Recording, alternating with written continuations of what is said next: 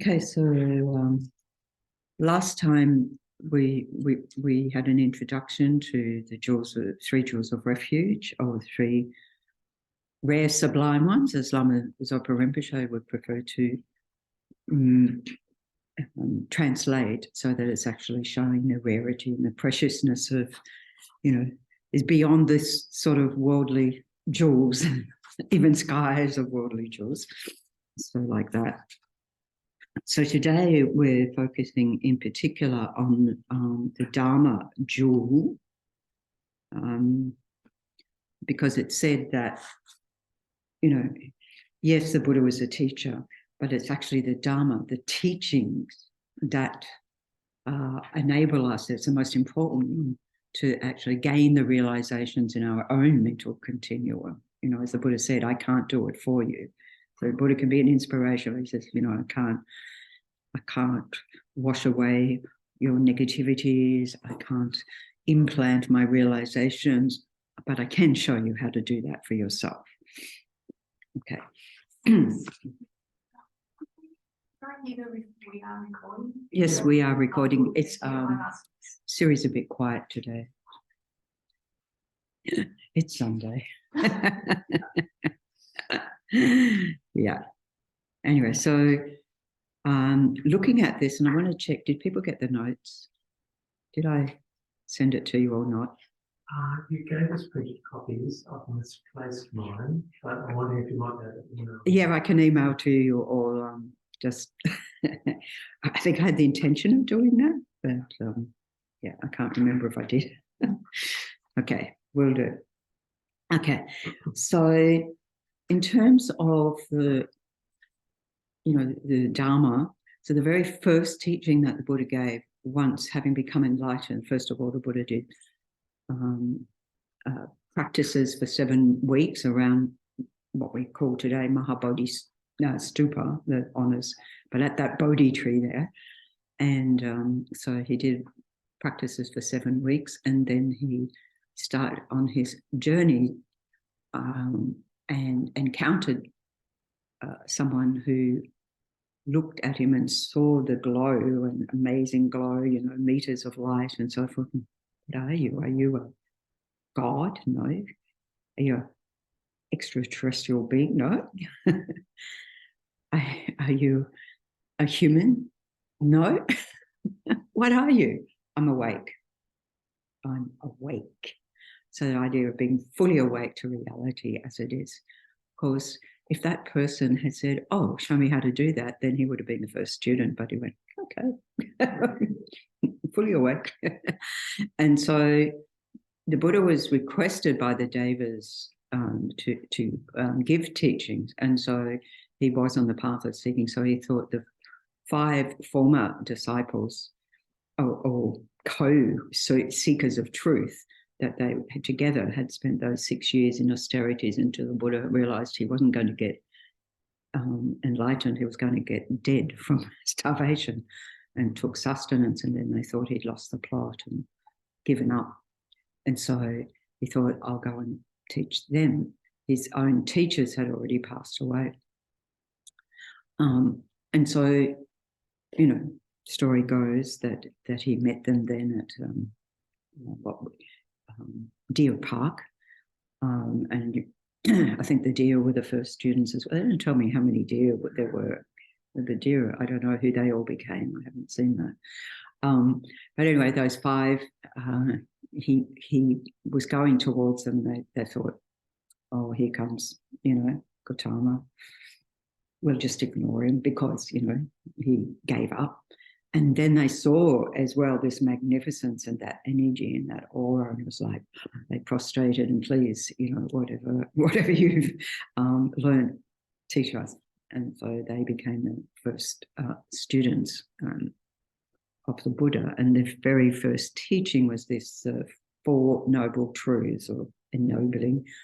So we say it's not that the truths are noble; it's actually the 4 truths for noble beings, those who have a direct perceptual realization of emptiness, Arya beings. Okay, so they're already progressed on the path. So you can think that it's not saying that we can't understand the teachings, but they are truths for those beings because they're self-evident to them. We get the teachings so that we get that understanding, but for them it's just like completely, this is self-evident, and this is what the Buddha realized through his own contemplations and so forth, by observing, like from the time when he first left in the palatial existence and went out and snuck out a few times, and he saw the pregnant woman, he saw the corpse, he saw a person on a cane, he saw lepers, so he saw birth, sickness, aging, death, and realized that's all in the nature of suffering. Or generally in the translations talks about dukkha actually being dissatisfaction. This, no matter what happens in life, we have this mind of dissatisfaction, of discontent, all the disses, and so that is the first noble truth. So in this, anyway, so here, so the Buddha said to first contemplate the truth of suffering, and so contemplate often is translated as, or comprehend, identify, know what the truth of suffering is, because it's really, the Buddha's teaching is very logical and defining exactly what are we precisely talking about. And of course, the first level of suffering, when we talk about the 3 levels of suffering, is that, what is self-evident? Physical pain, emotional distress. From the Samyutta Sutra, it says, it lists the things: birth, aging, death, sorrow, lamentation, which is grief, or my translation is grief, pain, distress, despair. Okay. Being, encountering the things you don't want to encounter, or people you don't like, shall we say, and being separated from those that you do, the distress of that, and not getting what you want. So that's what it says in the sutra, but we often go, not getting what you want and getting what you don't want. Okay, so just to make it really, really explicit. So in that way, the first noble truth is usually like summarized into those 8 or 6, and then we summarize that with the 3 levels of suffering. So the first level of suffering being the suffering of suffering itself. So all of that listed there, you could say, is in that first level. It's what we're really aware of as suffering. We would say, yeah, that is suffering for ourselves and for all beings anywhere in the 6 cycles of existence, or the desire realm in samsara, in the nature of suffering. So we can all agree to that. So that level, I mean, even animals get that. So it's not like we have to study that level. We go, yeah, okay, we get that. Phew. But most people in the world wouldn't go beyond that level. That's what we'd identify as suffering. But then the Buddha goes to, well, a more subtle level of suffering is that of the suffering of change. So recognizing impermanence.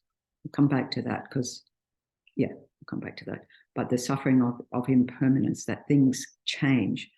So here we're sitting very nicely, comfortably, and so forth. And if I say just the thought, sit here like this for another 24 hours, you'll be like, I'm out the door right now, because we know that it's going to turn into a suffering of change. Our bodies are dynamic. They're not really made for being still, being active. So then, as I like to say, and then I stand up and have the suffering of standing.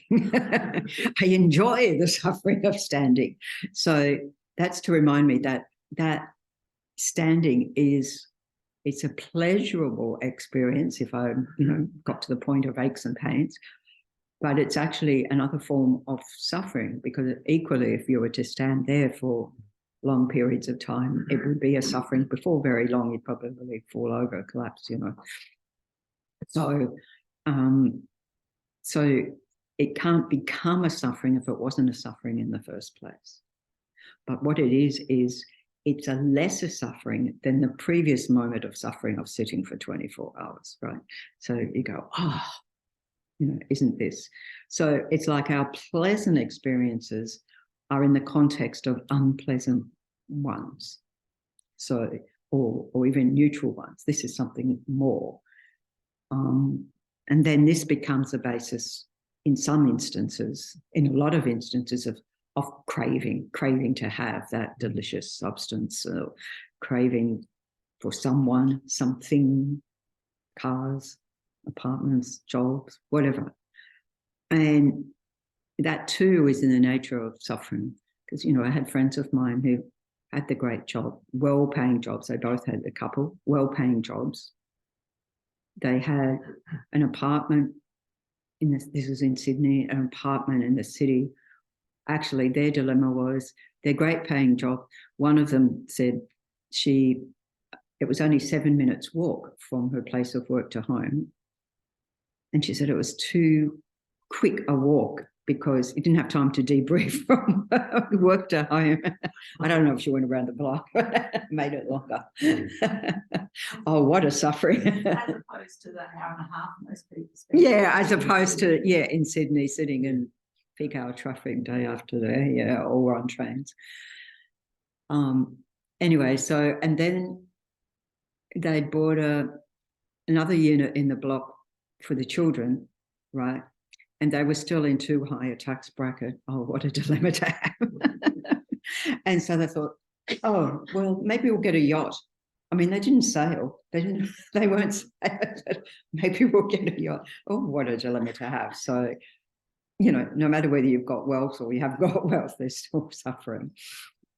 Anyway, so like that. So this idea of what we think is a happiness, and we do this time and time again throughout life. This will give me happiness. That will give me happiness. Get into a new relationship and don't have to have the psychologist anymore. Only when things start to go bad, and then I'll go back to them. And generally things do start to go bad at some point, although, my dear parents were married for 63 years, only separated by death. But it wasn't shall we say, always a smooth journey. Of course, it never is. It's unrealistic. So it's recognizing that, this too is in the nature of suffering. This too is impermanent. This too is not going to last. I mean, enjoy it while you can. Not like my friend who would leave relationships where they're still good. He said, well, I don't want it to go bad. So I've never heard anybody. Consequently, I haven't seen that he's been in a relationship for about 30 years. So maybe his thinking's a bit wrong. I thought, that's a new approach. But maybe people do that. They leave things before it gets bad. Yeah, because they know it will. It may not. Okay, so the suffering of change. So understanding that and thinking, even while we're having a pleasant experience, knowing it's not going to last, we can then prepare for that waning of the pleasure. Or we notice the waning of the pleasure and go, yeah, it's correct. It doesn't last, does it? I mean, I was told that, when people order a coffee, after the first sip, they don't taste it. I hope it's different with your food. I'm sure that. It's the same thing with chocolate. You only really taste the first couple of cubes. Of chocolate, yeah. The rest of it's just... It makes sense because we were making chai for when Geshe-la was here. And, I think Yeshe did the same thing. We'd taste it. And after you taste it a few times, you couldn't tell whether it was improving or Absolutely. because it was in the context of the previous tasting. So we all have these dilemmas, suffering of change. So, Yeah. you mentioned before about impermanence. Yes. I'm just thinking about that link between impermanence and suffering. Yes. Well, So is it really just the clinging or grasping? it's the clinging. Something, Yes. Well, wanting it to be permanent. Like the yes. first taste of You want it to be permanent. You want it to keep going on forever, don't you? But you sense. also know if it goes on forever, if you have more and more and more, you're not going to get happier and happier and happier. You're going to get, you know, sick. So that's the clinging. Yes. Yeah, that's the clinging. But it's also the mind that sees what is in the nature of suffering as pleasure. Mm. Oh, not as pleasure. It is pleasure. It is pleasure to the senses, but as a source of happiness. They also seeing the impermanent as permanent. Yeah, we'll get to that. Oh, okay. Right. We'll get to that in a minute. So yeah, no, that's okay. Both of you are right on track, but just the one more. The third level, and this is the most important level, that the level of all pervasive suffering. So that means because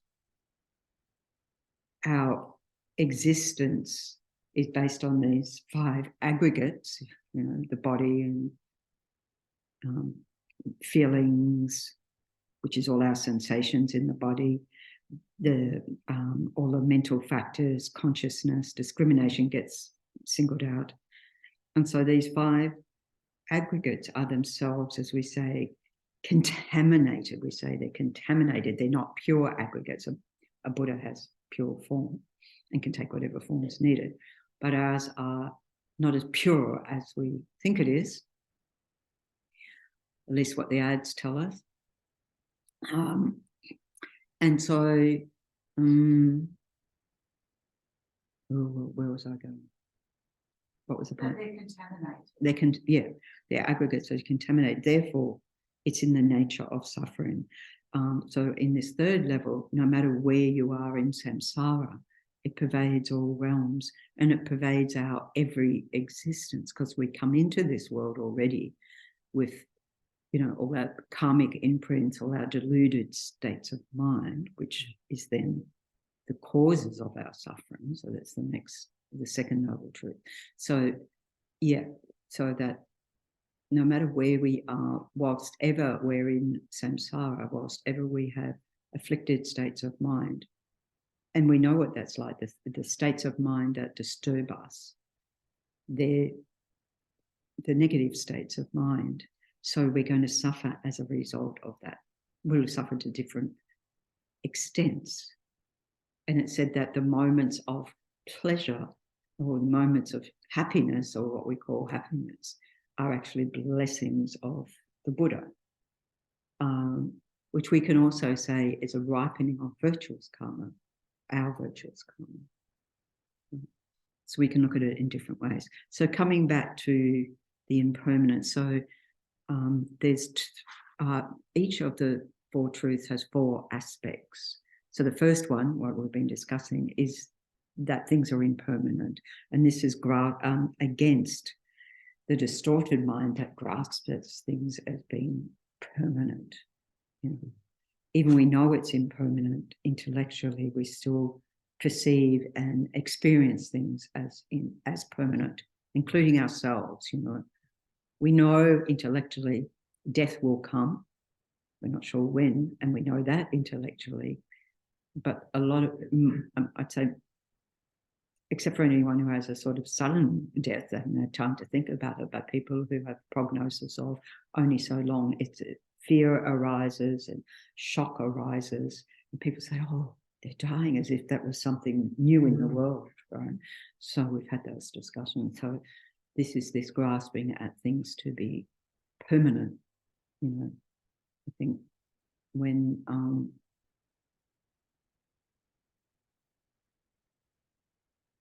Nicole Kidman and Tom Cruise were an item, and there was a quote from Nicole Kidman saying, "We will be together forever."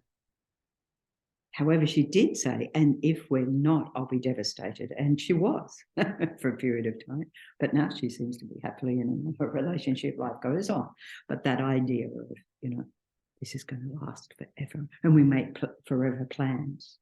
Well, the marriage vows are for the rest of life. Yeah. Basically. So you think of it as going wrong. You think of it, yes. But even, of course, in a Buddhist context, even for the rest of this life is not forever. No. In a Buddhist context, yeah. So all those romantic songs have got it wrong. Yeah. You know, Yeah. Really? You only just discovered that? no. That's why she's a nun. She hasn't worked out romance.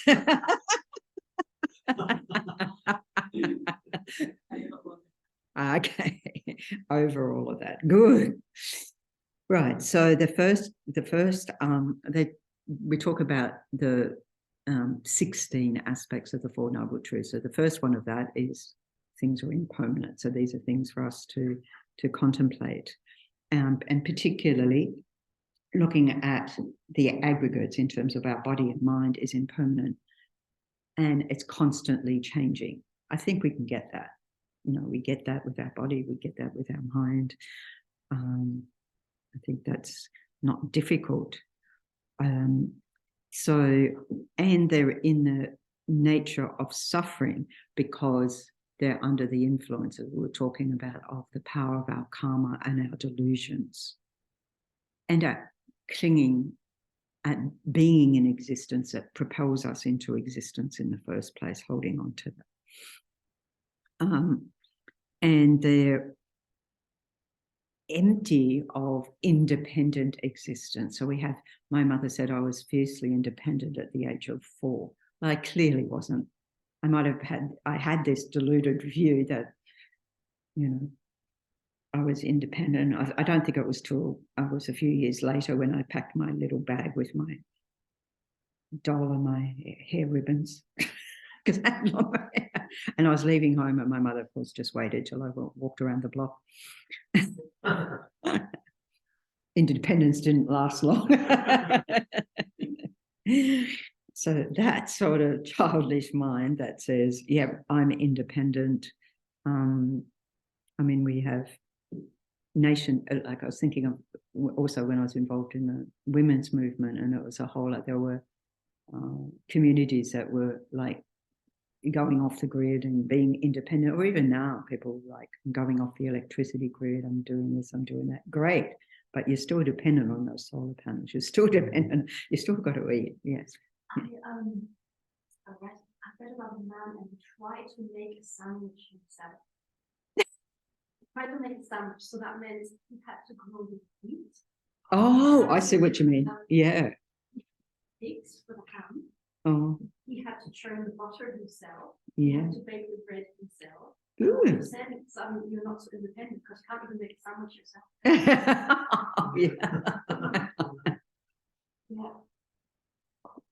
Yeah. Yeah. Everything. Yeah. So we're not so independent as we might think. And so, noticing that our aggregates are in the nature of suffering is this point.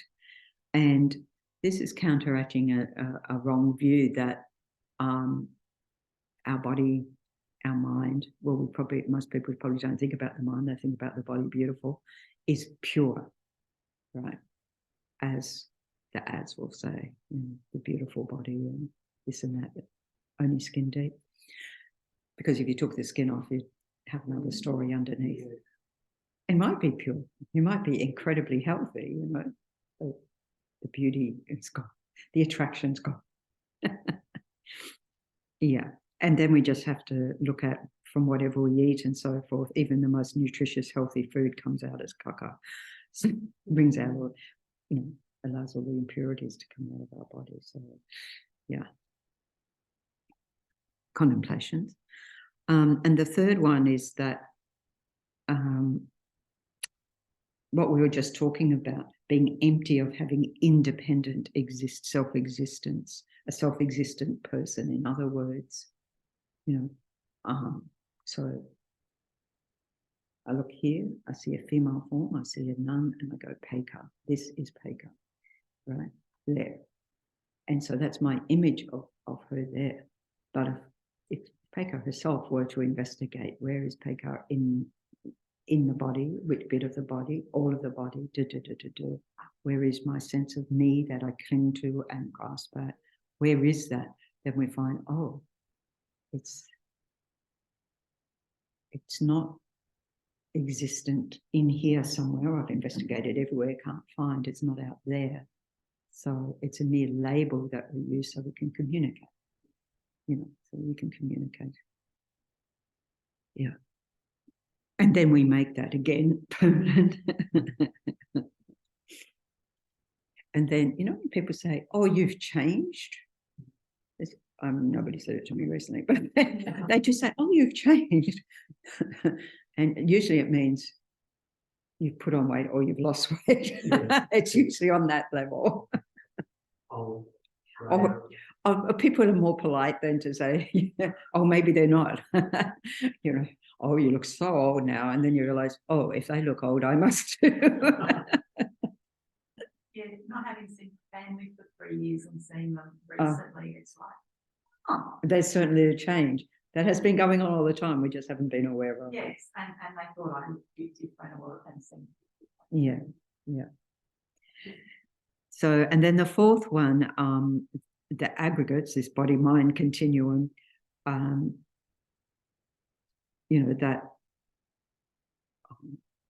the aggregates we say are selfless means that they're dependent on many causes and conditions that come into existence, and we can look at all of those.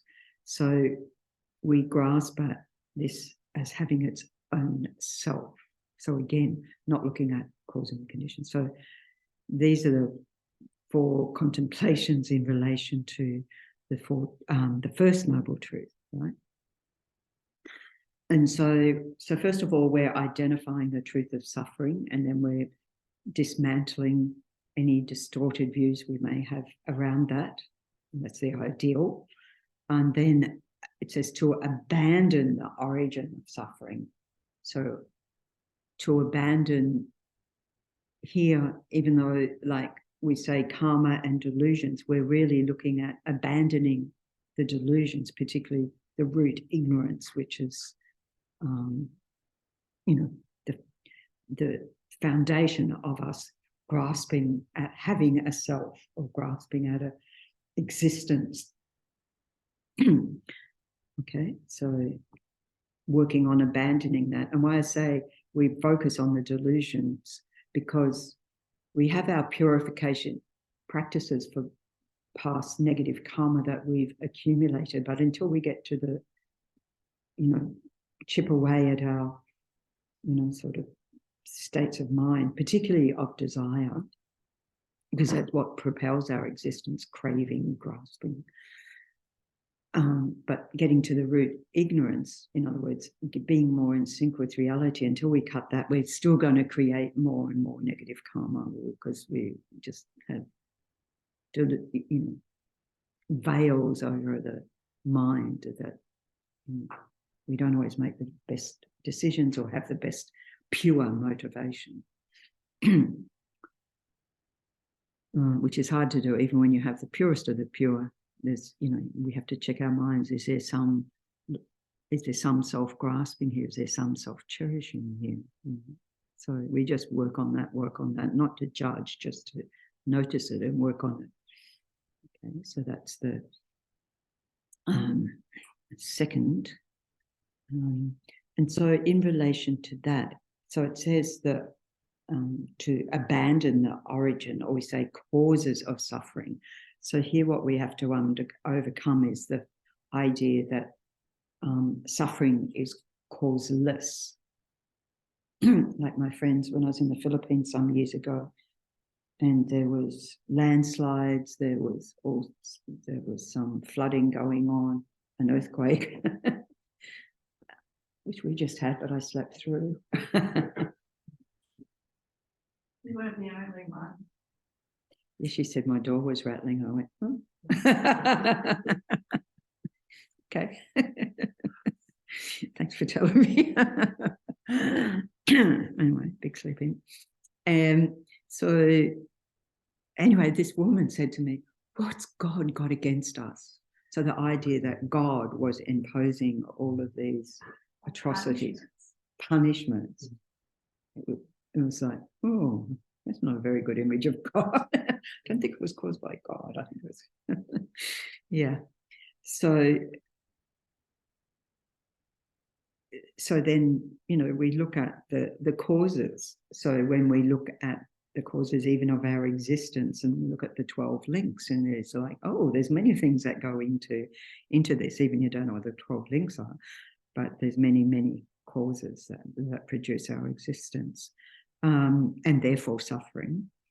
And then, or thinking that this probably more fits here, suffering is produced from the wrong causes. So blaming God rather than saying, actually, if we looked at, sort of human habitation on this planet and how that might be contributing, or how the fact it's the causes of the tectonic plates, or, so many other things that is actually the causes of what's going on.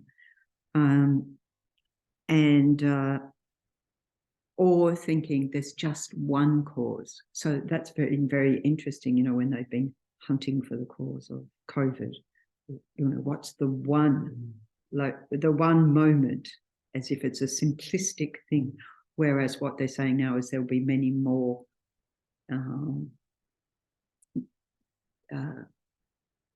diseases like that, and maybe epidemics, with the melting of the glacial poles. And so that releases more microbes that have been dormant, blah, blah, blah. So that's one contributing factor, but many different contributing factors. Now in Indonesia, they're saying to ban the eating of bats in the wet markets there, because the fear of diseases coming from that.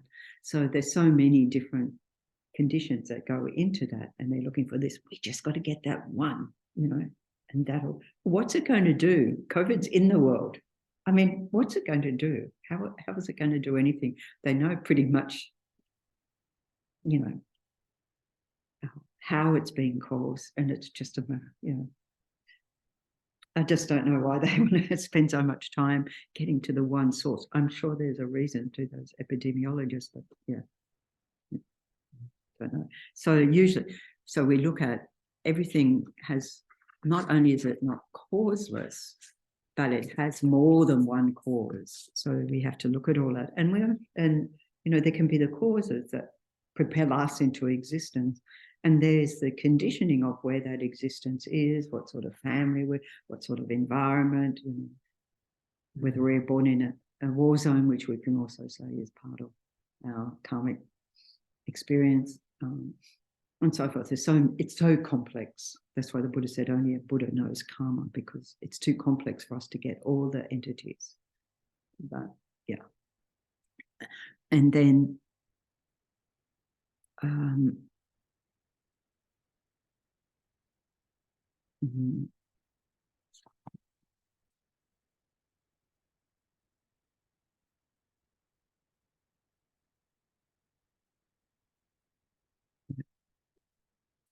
okay.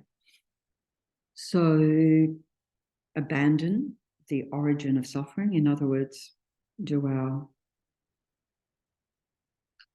meditations of identifying the delusions and what's the antidote to those, do the purification practice, chip away, get the philosophical teaching, so we're coming from a correct view, not one of ignorance. Many approaches to that. And then the third one, realize or make real the cessation, which is the same thing, realize or make real the cessation of suffering and its origin. This is what we want to do, isn't it? Go straight to this one. So that we have that realization of direct perceptual realization of emptiness, but how do we get there?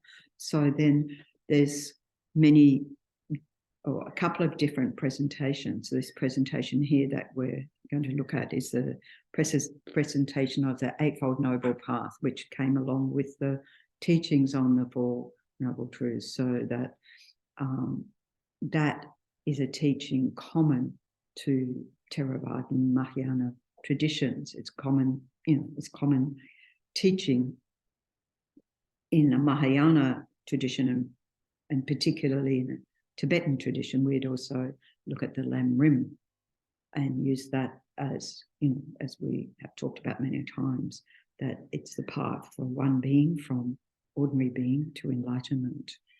But here is presenting the same thing in a different way. So this, we can also think that in summary, this is the practice of the 3 higher trainings, which is also common. So that's all came along with the teachings of the 4 truths. So the 4 higher trainings are training in ethics, training in concentration, and training in wisdom. But you can see these come here. And so right effort, right mindfulness, right unification of mind, right speech, right action, and right livelihood, right intention, and right view.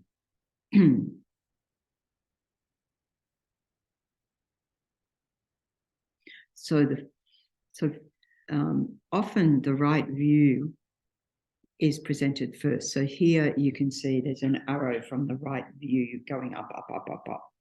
So the right view, correct view, is one that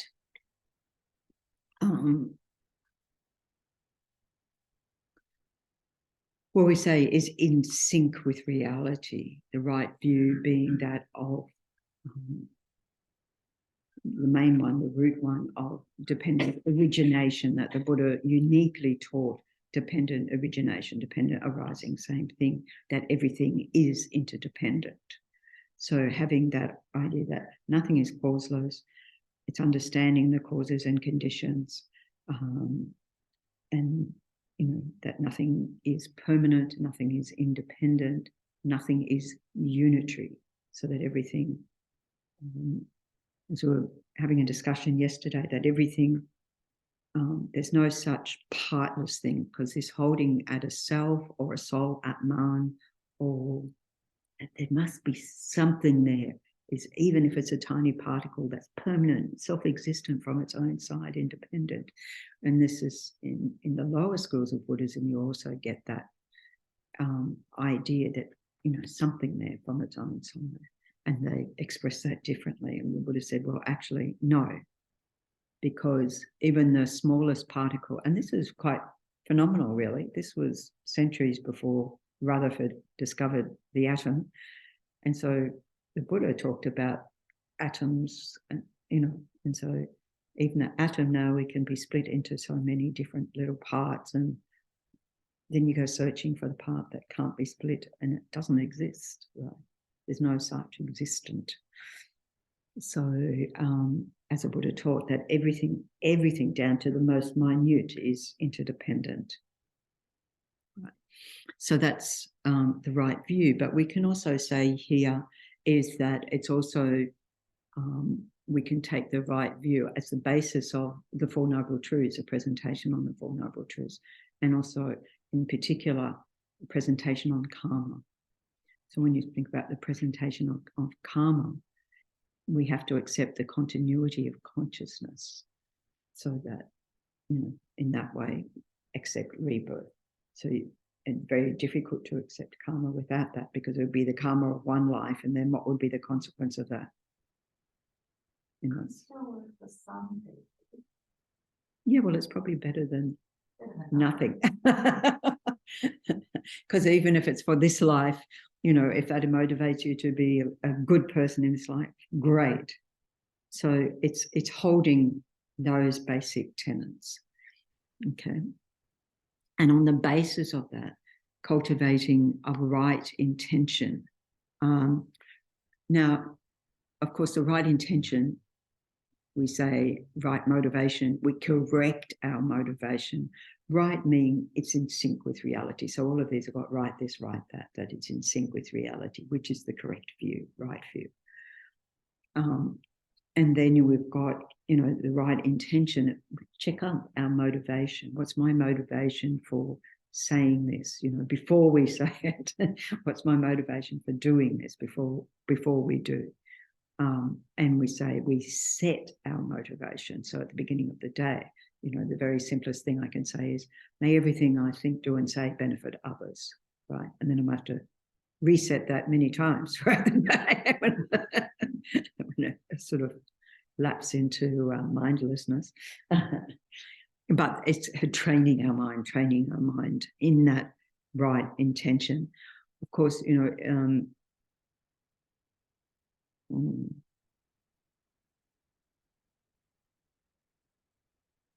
37 practices of a bodhisattva has the right into the very first one. 37 practices of the bodhisattva. The very first one is to leave home and become a monastic. But I can't say that's for everybody. I mean, that's very, very good. But why are you doing that? In order to follow the path. And here we have, like, lay and monastic life have the access to the Dharma, to the Buddha's teachings of how to follow the path. You know, I've had a friend of mine who requested ordination, and Lama Zopa Rinpoche said, not in this life, right? And then, so she then met and married a Tibetan man, and then Lama Zopa Rinpoche said, go to Dharamsala, take the children to the Tibet Children's Village so that they get their Tibetan education, language, culture, and so forth. They did that. And so it was like, oh, so she had a different role to play now. It's not, yeah. So why it was saying that, and you see the context, is because being a monastic maybe gives you more time to be able to commit yourself to practice and to study and retreat. Or it maybe means you're busier ever. I certainly know lay people who've been in very long retreat. So I don't think it has to be that. So, but the intention is to cultivate this calm, peaceful state of mind. That's the common view that we can then use to apply analytical wisdom to come to these realizations. So that's right intention, as it says here, of non-clinging. So not clinging at just looking after number one, not clinging at even having, you know, this sort of, basically self-cherishing, giving up the self-cherishing mind, orienting ourselves in Mahayana presentation towards others. The practice of kindness, as he's holding Dalai Lama, says, my religion is kindness. That's it. My religion is kindness. That's quite profound for the world, isn't it? Just be kind. And compassion. Kindness and compassion. So the compassion that sees when others are suffering and we can't help but help, that wants to go to their aid, that wants to care for beings. That's our, as Charles Darwin said, it's our natural impetus. We're hardwired for that. But then to develop that compassion, so it's not just for my friends, my family, not even just for other humans, but for all sentient beings, not just when an earthquake or flood or so forth, or the war in Ukraine, these things happen, but on a day-by-day basis, on a micro basis, having a heart of compassion. So that's what we're cultivating with this right intention. And we're very fortunate. So, for example, Lama Zopa Rinpoche's book, you know, the Bodhisattva Attitude, that enables us to think of others just when we're going about our daily activity. You know, we're having a shower and we think, may I have purify all these delusions and be able to more benefit others. So we have the internal shower as we have the external shower. Really easy. Turning on the light to dispel the darkness of ignorance. So we just take what we're doing and just put little Dharma intentions into that as we go about our daily activity. And that way we're building our capacity for that to become more spontaneous, just naturally we're thinking of others. I like to turn on the light and I just go, you know, bringing the blessings of the body, speech and mind of the Buddha and whatever understanding we have of that, but at least, have a Dharma purpose as we're going about. Do I do it for everything I do in the day? Absolutely not. But as much as we can pepper the day with that attitude. Right intention. And I think too, here the non-clinging. As Lama Zopa said one time, go into the shopping centre, not to buy, but just to notice how the grasping mind identify with the grasping mind. You go, I must have. No, I find shopping centres really quite overpowering. They are overpowering. It's sort of like there's so much information coming, and it's sort of like I don't like that. No, they're overpowering. I agree. I tend to go to very small shopping centres, but then I go into the supermarket and just like, you don't need to go down that aisle. Why are you going down that aisle? Why are you thinking about going down that aisle? There's nothing there for you. And so like just noticing that mind that thinks to go down the aisle, whichever aisle that is. Usually it's all the stuff I don't eat. They say you go around the outside, all the other sort of products that are packaged and are all on the shelf. Yes, they put them at the front of the aisle so that you see them right there, and you think you've survived it all, and then you go to the checkout and it's, by the way, you didn't get this or this. Yeah, they've got their layout really down. Okay. Right, speech. So here we're getting into the how we live our lives. So going from having the right view, having the right intention, then how we take that into action. So the right speech is refraining from abusive speech, that's going to cause harm. Speech, harsh speech, abusive. It's going to speech that will cause harm. So that would be coming out of an unchecked mind of anger, resentment, greed, all these deluded states of mind. And so the opposite of that is to speak kind words. That is what. Speak kindly. Not to lie, so speak truthfully, but not harshly truthfully. I'm being brutally honest with you. No, zip the lip. The Buddha, in times when things were beneficial to say, but the Buddha knew that wasn't a time to say them, and so there are times when the Buddha refrained from saying things. I mean, there were certain things the Buddha didn't comment on, but refrained from saying things if it's not the appropriate context and so forth. And the recipient has to be, open to hearing and to say it in a skillful way. So not lying, no harsh speech, no divisive speech, not talking about others behind their back, bad-mouthing others and so forth, but rather a speech of inclusivity, of harmony, of bringing people together, helping make connections. Probably the one, even if we don't do all of those, is the idle chitter-chatter. We do that a lot, okay? And so we've got to weigh it up. To some extent, we have conversation and how are you today, but we can think that's coming from a bodhicitta motivation. That's fine to keep having those conversations. But this is the idea of really making our speech meaningful, to have depth to it. Doesn't mean we have to always be serious. If you see our lamas laughing a lot, His Holiness laughs a lot, tells silly jokes and all sorts of things, just thinking, may my speech be kind, may it be beneficial, may it be meaningful. Yeah.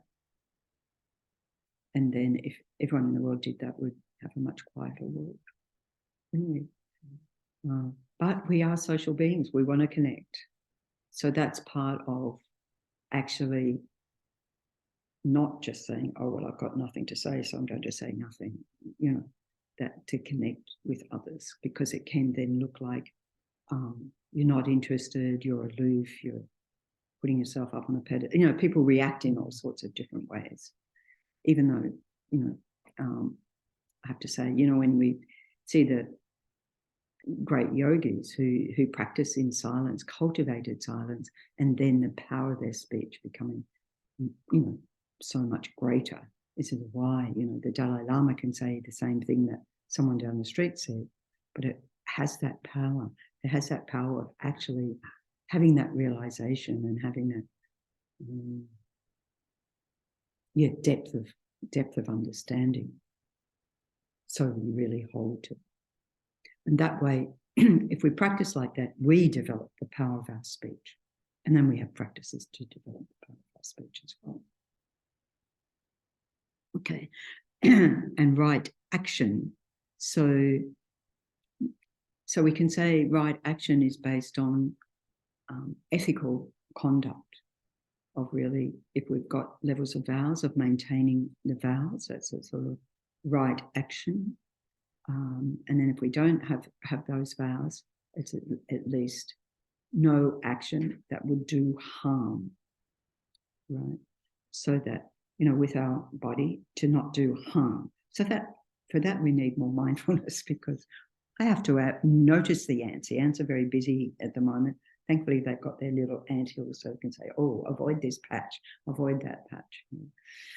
So it does, you know, as much as I do not intend to kill and don't have the intention ever of killing or of harming another living being, I can't guarantee that I don't do that, but not with the intention. So it's not a complete karma of killing. And if I notice it, of course, I'm going to be doing prayers, even the teeniest, tiniest insect.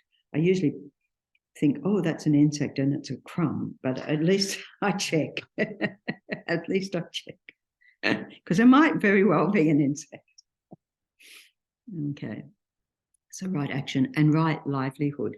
So here the Buddha listed a number of livelihoods that are not to be pursued, like trading in weapons, trading in poisons, alcohol, like trading in alcohol, so selling alcohol, or and trading in meat, so butchers. So I remember this monk mentioning that his father was a butcher. And so when Lama Zopa Rinpoche met him, he said, you never eat meat. So this was the son. He wasn't the butcher. He benefited from. Yeah, but he benefited from that, you know, the money that came into the house. So just basically, you never eat meat. And then there was a nun also who, before she ordained, was a scientist in a lab where they were testing. And so a lot of beings were killed in that process.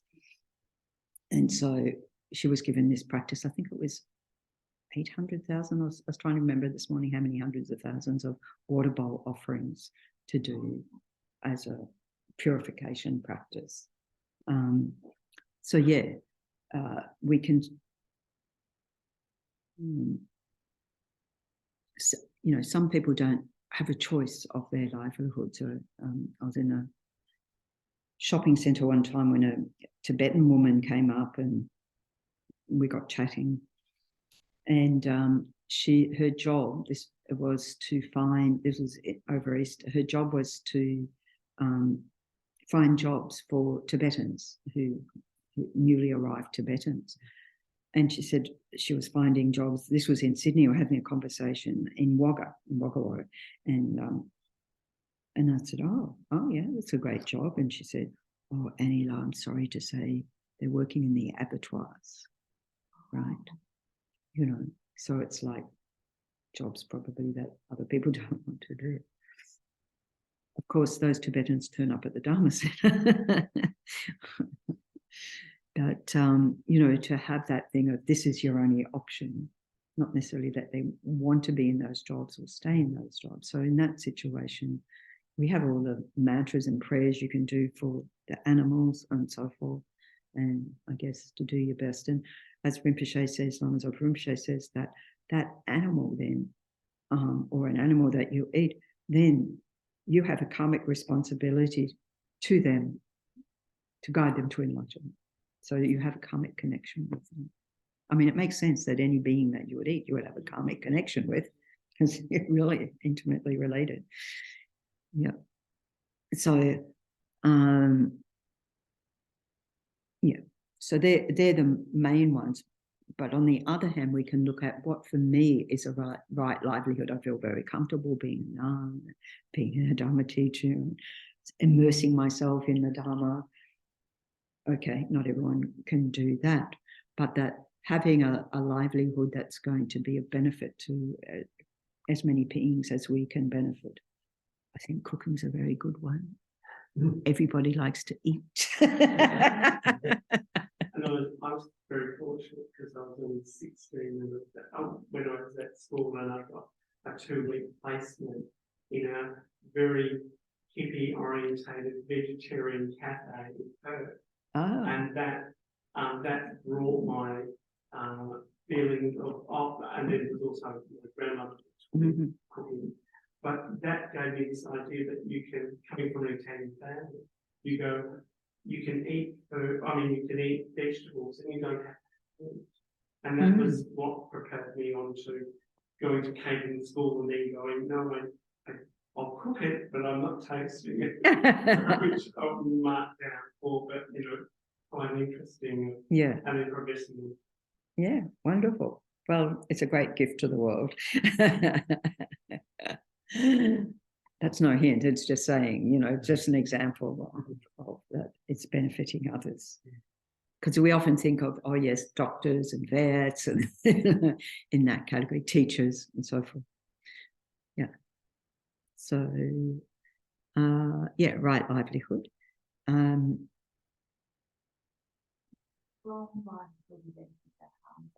Yes. Would be, yeah, intentionally to harm. So it'd be very difficult to say that you're producing armed weapons and they're not to harm, because that's what they're designed for. And like drug dealers and drug dealers, yeah. We could put that in the poison category. I mean, they're definitely cigarettes, yeah. Soldiers. Killing, yeah, yeah.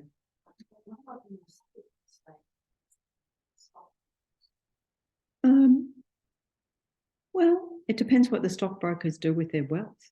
Like if you work the stock market and also think whatever wealth I have, I'm going to set up a foundation, I'm going to make money. There's many people who've made a lot of money who've done that, made a lot of money about, what's his name? Bill Gates, Richard Gere, Ian Thorpe, all those foundations that they set up that then benefit us. So it's not so much the what do you call it? Engaging in stocks and shares, isn't it? Yeah. But what you do with it then. And sometimes people, I'm not talking about the stockbrokers, but, families, buy their whatever stocks and then they're able to feed their family, educate their family, whatever. So it depends. That's where we have to look. What's my intention in doing that? If my intention is greed, that's another thing altogether. So, but we can look at that in many different professions as well, can't we? Yeah. No, I didn't know you got rich from being a doctor, but I specialist plastic surgeon. Well, maybe, but they're still benefiting others as well. So,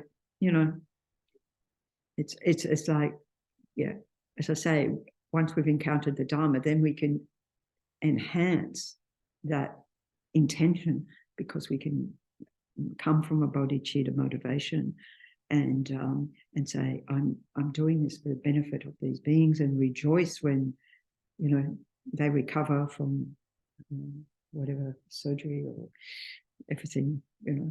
I was thinking about my the one who operated on my knee. What are they called? Orthopedic surgeon. Orthopedic surgeon. They're often very wealthy. Yeah, I'm not denying it. But the pride in the work, and then it was quite interesting. They came in, so the morning after the operation, and then because they asked me before the operation, I forgot, you know, what I would like to drink, you know, the morning after. You know, do you want a coffee? What sort? Da da da da da. And then they came in. A group of them came in and offered the coffee and a T-shirt, and just like, congratulations. And it makes you actually feel really good. It's a very nice touch. That they didn't have to do. That wasn't making money. It was good PR. It was a T-shirt of their. I just like to point out that you're most fortunate. And then anyway, fortunately my sister-in-law visited and she took the T-shirt to ride on her bike. So I said, oh, she's taking it to Gladstone to ride on. Oh, good, we'll get PR right there. So, you know, we've all got mixed motivations. But, you know, we've got, so whatever livelihood that we gauge in, that it's, I mean, I think a lot of people would say, well, even I'm engaging in this, it's for the benefit of my family. I'm not sure about some of these, you know, it'd be very difficult, especially when you see what happens in a war situation and what happens as a result of, and those like tanks and things, they're not cheap.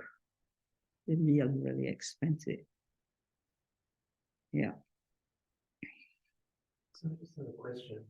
Just with what we've been talking about today, as you become more aware, or as I become more aware of idle speech or malicious thought, or I might be having a conversation and I go, that's fine.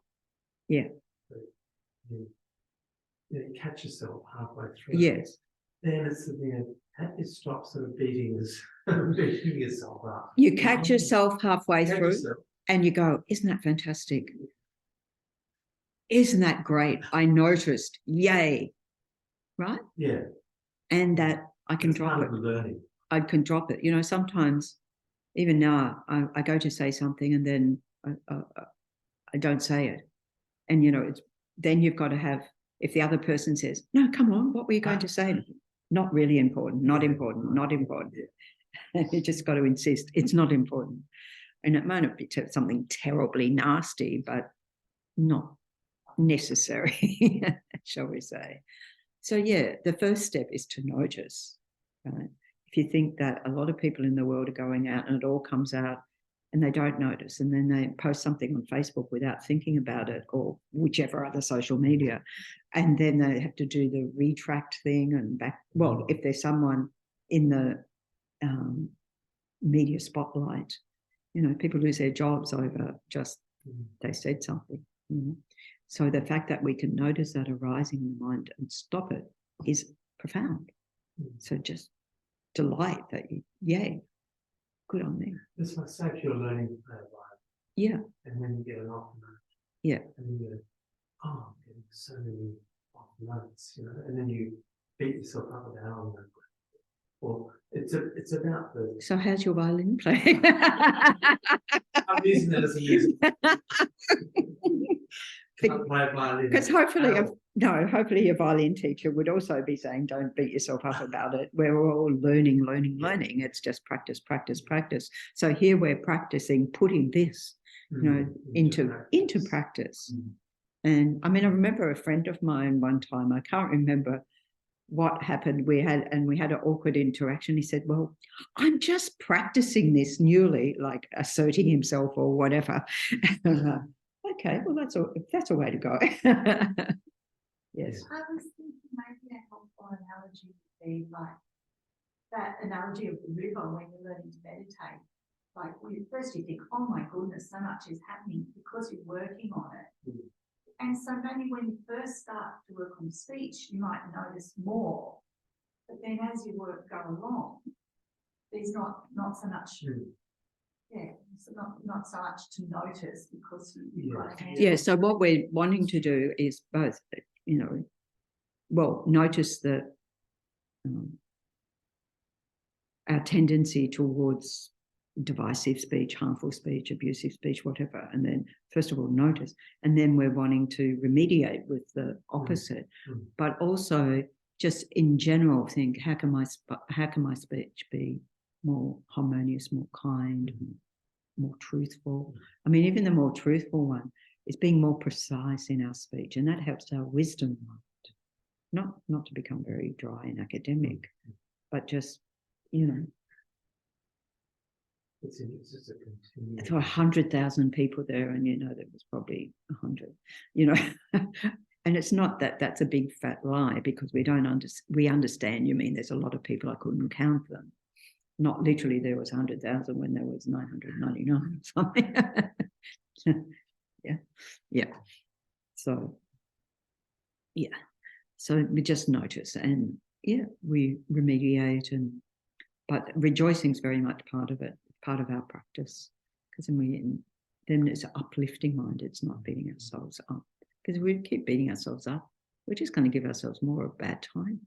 And I'm good at doing it. We are all good at doing that. The Dalai Lama cried about that, you know, our low self-esteem, beating ourselves up. He said, why would a person do that to themselves? It was like, and that, when you hear that, you think, oh, that's a very different way of thinking. It's quite the eye-opener for us in the subject of guilt. Yeah. Like, oh, it's optional. I didn't realise. Didn't realise, yeah. Well, when you realise it's optional, you have choice. Yes, that's right. And so if we can increase that gap in our mind between, you know, having that thought and then saying, okay, that thought is not going to manifest in action. It's not going to manifest in what I say, what I do. And that, you know, over time, that weakens, because we're cutting against it every time we do that. And look, there'll be times when we don't do it.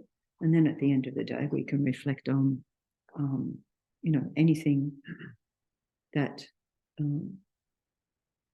I've thought, said and done that hasn't been of benefit to others, or even has harmed others. Then we can engage in purification practice and you know, sort of go, okay, I can let it go, not hold on to it, because then we're grasping at that as well. And the next module is establishing a value practice. So Yeah. Yes, there is some logic here. Okay, so they're the sort of in action. And this, you know, the last three are about cultivating more the mind, so the right effort. So just what you're talking about here, preventing the arising of unwholesome states of mind where we can. Like, for example, feeling the mind goes towards anger, say, and visualize a stop sign of thing, drop it, just cease and desist. Don't go there. Like, as soon as we can identify that, the sooner that we can identify that, the less negative impact it's going to have on our mind, and then any other consequences it might have if we do act out of that negative state of mind. And so this is what we're talking about, of, you know, cultivating, generating the wholesome states of mind, the positive states of mind, developing our compassion, our love. And we've got many meditations for that. So this is about, you know, restraining the sense faculties and engaging in, like, we generally, when we look at the 6 perfections, we talk about joyous effort, that the correct effort is joyous effort. This comes back to, yay, I noticed, isn't that great? I didn't let it out, you know, in my speech in some unwholesome way. I stopped it, nipped it in the bud, yay. So that we have enthusiasm, we keep inspiring ourselves in the practice, and to persevere. You know, what is it? If we don't succeed, try again. And never give up, as His Holiness says, never give up, never give up. So we're never giving up on the Dharma, but also never giving up on ourselves and our capacity, our abilities. You know, as Lama Yeshe said, that sort of what he calls a laziness, or what is presented as a laziness. The mind says, oh, I can't, I'm no good, I can't do it, I failed. he said it's a very lazy state of mind. Again, we don't think it's a laziness. We just think, it becomes so endemic that we're so used to beating ourselves up that we don't even realize we're doing it. So that is also not right effort, contrary to right effort. That's wrong effort. And then right mindfulness. So this is that quality that guards the mind, that notices those things, and that the stronger our mindfulness becomes, it weakens those deluded states of mind. And we have, but also we can think it's about not being absent-minded by being very present, as the Buddha said, fully awake, like fully present with what is, and that mindfulness in that way. But having that with the correct motivation, because as Lama Zopa Rinpoche said, even thieves need mindfulness. So this mindfulness factor, but having that pure motivation for that. And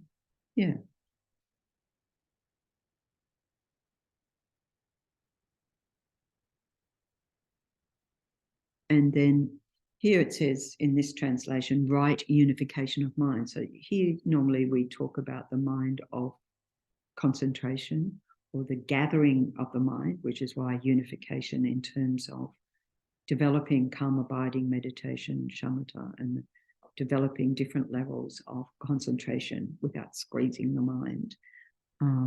So I like that Pabonka Rinpoche talks about this as mental quiescence, and it has a sense of fluidity and spaciousness of the mind, rather than thinking concentration is a narrow beam you've got to follow. And then to harness that energy to then becomes a tool, a very powerful tool for analytical meditation. So then we could talk about the unification of calm abiding and special insight. And that becomes the path to Buddhahood. So that's the presentation on the path. Cultivate the path leading to the cessation of suffering. So these are the ways in which to practice. Also, as I mentioned, doing all the study and meditation on the Lam Rim and putting that into practice.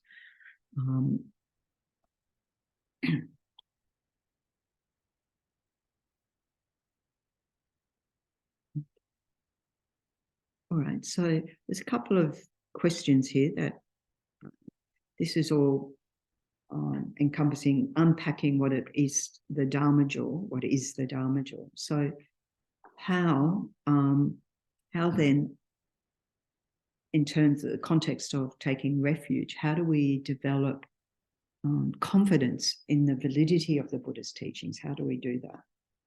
How do any of us do that? Or how have we done that? I mean, one of the things, while you think about it, that the Buddha said, don't take anything I say just because I said it. In other words, not blind faith. You develop a faith of conviction, having checked it out. But how do we do that? Any ideas? It resonates with oneself. Yeah, so it resonates with oneself, meaning it resonates with our experience. It's like, this is valid according to my experience. What's quite remarkable is that, 2,600 years ago, what the Buddha taught resonates with us today. Totally different context, because why? The psychology of the mind hasn't changed. The psychology of the mind is still the same, and that's what the Buddha is looking at. That really you could say the Buddha was the ultimate psychologist before psychology was even a term, centuries before, but looking at how the mind functions and how a healthy mind functions and how to turn an unhealthy mind into a healthy mind. And so that sort of resonates with everybody, doesn't it? Mm-hmm. Any others? Yeah.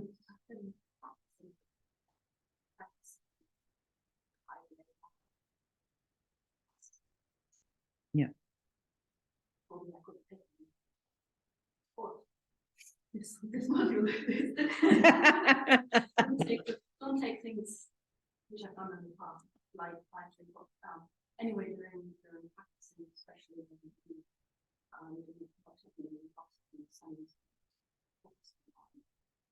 flying, which is difficult. Yeah. So just following these makes your life so much easier. Yes. It makes things so much calmer and easier. So there must be something to that. But the purpose of these must be just to help you, not to restrict you. Yes. I mean, Oh, that's very good. Yeah, this is not to say thou shalt not. Well, it is saying thou shalt not, but in a way, but not as a restriction. You're given the reasons why not to engage in this. And so that we use logic. We apply logic to say, okay, well, that makes sense. Because if I do engage in this, how do I feel when I engage in that? Or afterwards, So then we interrogate that experience ourselves. So it is that resonating with, oh yeah, that's true. I've checked that out and that's true for me. Yeah, so that's really great. I'm pleased to hear that because we're going to have a refuge ceremony on the 27th of August, so end of the month. So rejoicing. It's always a joyous occasion.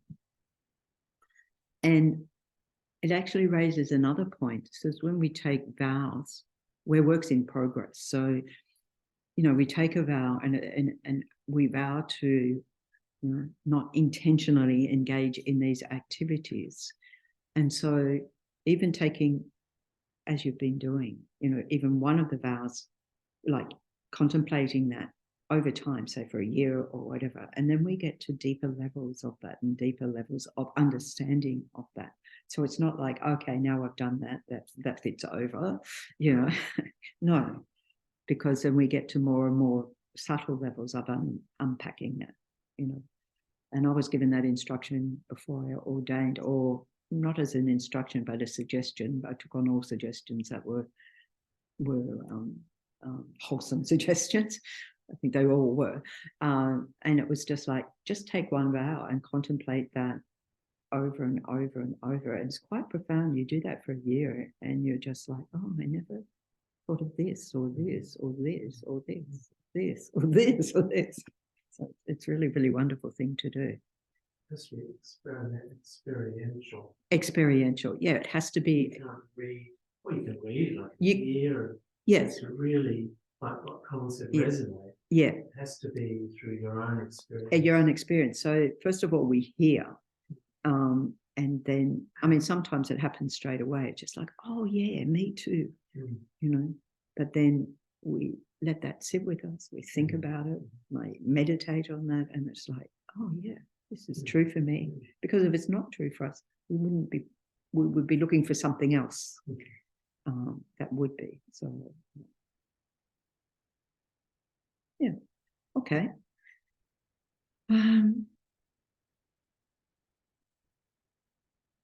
So yeah, there's probably the same question, just differently. Will the Dharma be the door for us to generate the wish to go for refuge in the three jewels? Most likely. All right. So just the summation. So when we talk about the Dharma jewel, we haven't touched on this part, the Dharma jewel of refuge. So we have two different levels. So we talk about the ultimate Dharma jewel, which is what we've been talking about, when it resonates for us, when it becomes our experience. So, it's as the actual realizations of the path, the cessation of suffering, but that's the end. In the meantime, we're putting that into practice as a really heartfelt practice, and it really becomes part of us. And so we don't have to even think, it spontaneously becomes a part of us. So that's the ultimate Dharma jewel, when those realizations arise in our own mind. And the realizations that we've had so far, it doesn't have to be like in gold in the sky somewhere or something. Maybe that's just my Catholic upbringing. I'm not sure.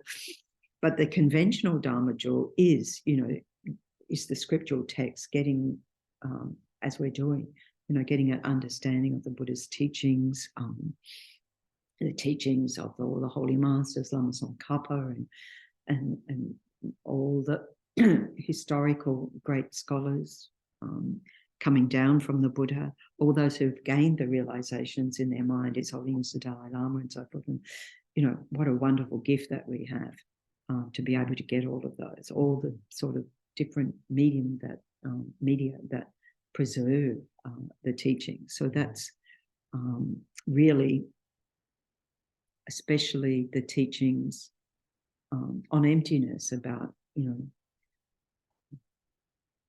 realizing, being in sync with reality, realizing reality as it is, as the Buddha said, being fully awake, like peeling away all the deluded states of mind. And so those teachings of emptiness, as Lama Zopa Rinpoche said, that even we just hear the word emptiness has a profound impact on us in terms of cutting across the delusions. And this is why I think when people hear that, oh, there's a teaching on emptiness, they're going to come along, because that's just the profundity of hearing that, even they don't know what it means, it has a power of itself. And I have to say, Lama Zopa Rinpoche, of course, every teaching would be on emptiness, no matter what the topic was, it would always be on emptiness. And I remember Venerable Ailsa in Chenrezig Institute saying that she had to edit a book on Rinpoche's teachings on emptiness. I was like, where do you begin? They all are. They all are. Like, where do you end? Beginning's okay. Where do you end? And of course, we'll be looking at that in a future module, way future module. But yeah, getting as many Dharma teachings as we can, and starting to understand where those teachings sit. This is why the presentation on the Lamb Room is so effective, because you can say, oh, that one goes there, that one goes there, that one goes there. And it might seem artificial at first, but after a while, it starts to feel like, okay, now I'm getting a sense of how this all works together. Okay. All ready? Any final comments, questions? Feels like I'm just in Hindi and I'm learning. Yes. To put the blocks together. But Kindi's a wonderful place to be, because your mind's so open to it, Yeah. And that's exactly what this course is for. Yeah, foundation. Yeah. It's the best foundation. Yeah. And then you go deeper, like we talk about the Lam Rim, but then there's more and more, even, up to the master's program, more and more in-depth study on that. It's not like, okay, yeah, I understand that, what it is. Oh, but wait, there's more. But wait, there's more and more. And, when I no longer am surprised by the fact that, you hear about this sutra, this Buddha's teaching that you never heard of before. And that was like, oh, you mean there's more? There's more. I mean, there's 84,000 teachings. So yeah, there's a lot more. Alrighty, we can rejoice in all our efforts so far and dedicate our merits so they continue to grow and grow in our mind. So page 16. Through the merits of these virtuous actions, may I quickly attain the state of a Guru Buddha and lead all living beings without exception into that enlightened state. May the precious body mind, not yet born, arise and grow. May that born have no decline, but increase forevermore. And we can turn over to the long life prayer for His Holiness the Dalai Lama. The wish-granting, wish-fulfilling jewel, source of every single benefit and happiness in this world, to the incomparably kind Tenzin Gyatso, I beseech, may all your holy wishes be spontaneously fulfilled. And page 23, Tenzin Osa. Lord of Dharma, who in accordance with the various dispositions of those to be subdued, makes clear in the light of your well-spoken advice the sacred Ganden tradition, essence of Buddha's teachings. O foremost and holy Lama, to you who are supreme, O Lama, please, please live long. And so I think just us have the long life prayer, so swift return prayer. Sure, you've got a version 3. If you have the swift return prayer on you, We can recite, those of us who have, page 5. Peerless teacher and assembly of children of the victorious one, Shravakas and Prachika Buddhas, victorious Losang, father and sons, together with your lineage, all the objects of refuge of the infinite lands. I don't have version 3. Please now bestow the virtue and goodness to accomplish this prayer. In holding and spreading the Muni's precious and complete teachings through explanation and practice, you wore the armor of patience that is never discouraged, incomparable. To you I make request. While striving single-pointedly for the sake of the victorious one's teachings, a sole gateway through which all benefit and happiness emerge. And for mother living beings who suddenly departed to peace, what a great loss. Nonetheless, through the undeceiving truth of the blessings of the ocean of the three jewels and the great waves of bodhicitta and the children of the victorious ones, may the smile of a reincarnation swiftly beam in glory for fortunate disciples. Okay, thank you very much. So we have a class next week, and after that, in the afternoon, we're having a training on Tara Fuji's.